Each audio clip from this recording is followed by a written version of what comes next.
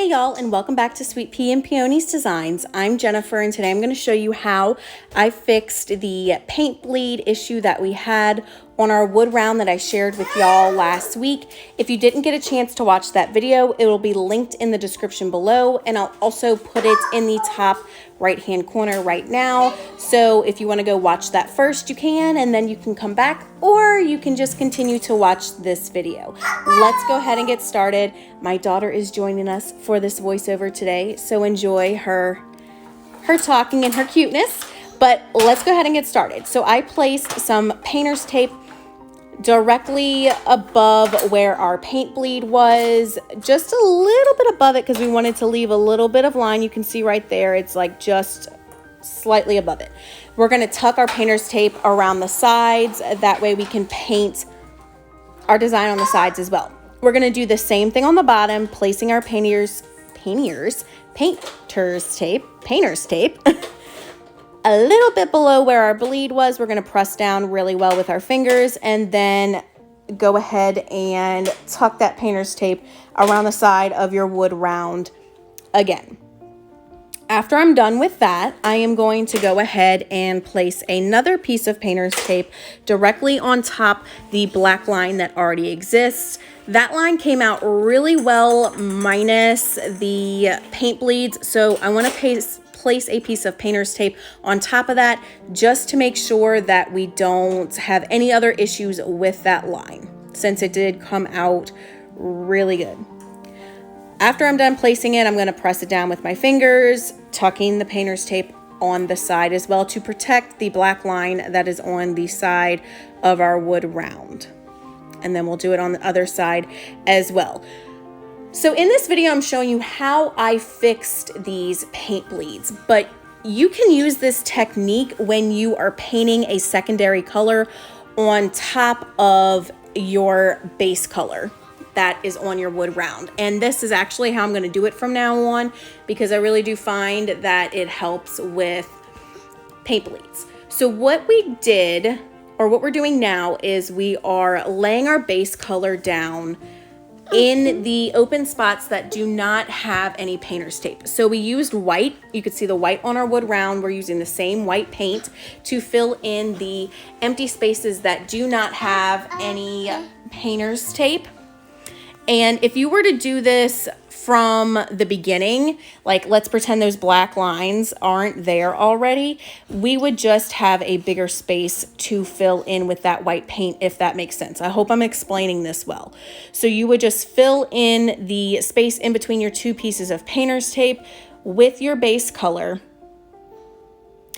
We're doing a very thin line. We don't want it thick.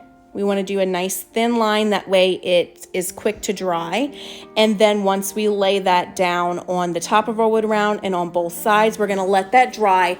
When I did this, I did not speed up the process by using any cool air like I did in the video where I did this wood round. I sped up the drying process by using cool air. I didn't want to do that for this. I wanted it to dry on its own. That way we could really see how this technique worked without adding any other processes or techniques into it.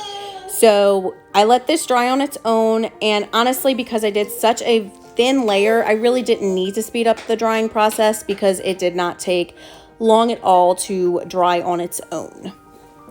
So after I am done doing the sides, I am going to not pull up this painter's tape. So what we're doing is creating a seal. Let's say we did have some paint bleeding underneath this painter's tape.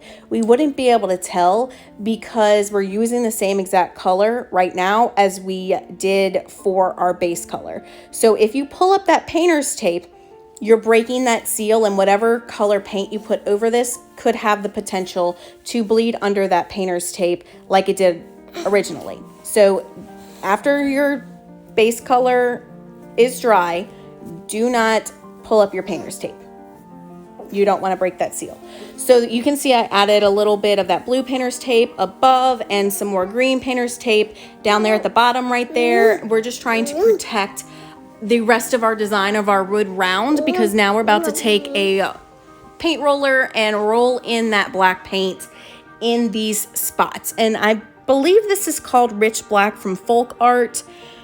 I'll have it linked in the description box, all the stuff that I used to kind of fix this. So I'm not adding a lot of pressure to this. I'm literally just letting it glide and letting the paint fill in those little crevices in between the two edges of our painter's tape. Don't press too hard. You don't want to get any of the paint anywhere that it's not supposed to be. Now I'm going to go ahead and do the sides. I didn't need this tip that I'm about to tell you for this particular time because I didn't have this issue, but always have a baby wipe handy. If you ever get any paint where you don't want it, a fresh baby wipe is really good to just wipe up that paint, and it's good. You can fix any mistakes that way if you have a baby wipe on hand. Just wipe it up and you're good to go. So now we're ready to reveal our nice crisp line. I'm going to go ahead and start pulling our painter's tape off, starting with that top blue one, and then we're going to go ahead and pull this first one off, and look at that beautiful, nice crisp line that we have. I was so excited about this line until right there. Can y'all see it? Because I can see it. I obviously did not place my painter's tape down in the correct spot, and we do not have full coverage. And the same thing happened at the bottom down there. So I am going to go ahead and fix that.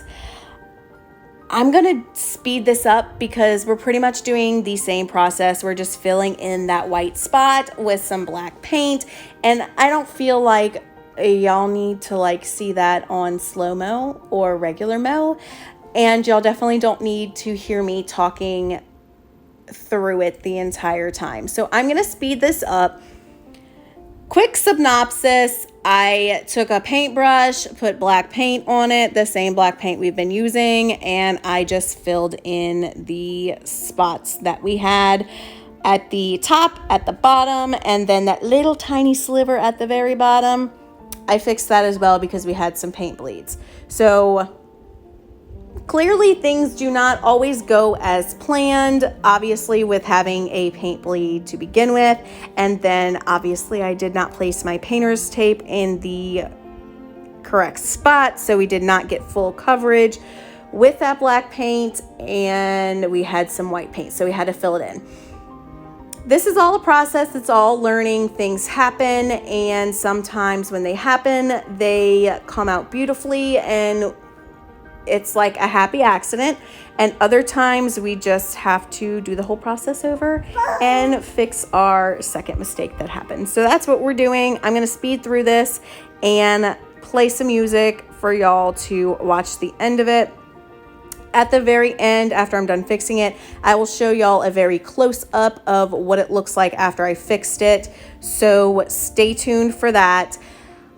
I appreciate y'all watching and liking and commenting, subscribing. It really does help my channel out, and hitting the notification bell so that way you never miss another video from me. So if y'all could do all of those lovely things, I would greatly appreciate it. I am really enjoying making these wood rounds, so definitely stay tuned for more because I will be sharing more with y'all. I have some great designs in mind that I can't wait to do, so be on the lookout for that and enjoy the music for the rest of the video. Thank y'all.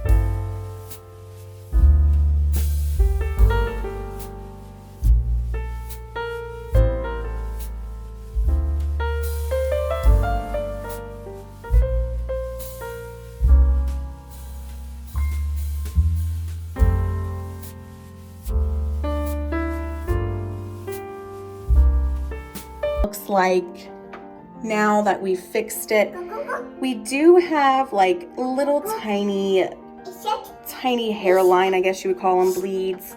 It isn't 100% crisp, but I definitely think it looks a lot better than it did before. I know I didn't show y'all what it looked like before, but trust me, it looks a lot better. You can see the lines where we had the painter's tape in the video, but from far away, you really can't see them.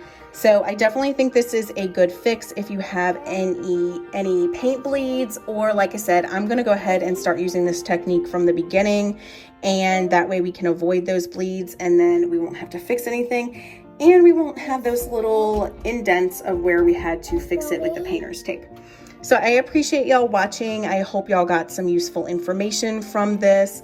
And please subscribe, hit the notification bell so you never miss another video from me. And like I said before, I am really enjoying doing these, so you'll definitely be seeing more from me. I hope you'll have a great day. Bye.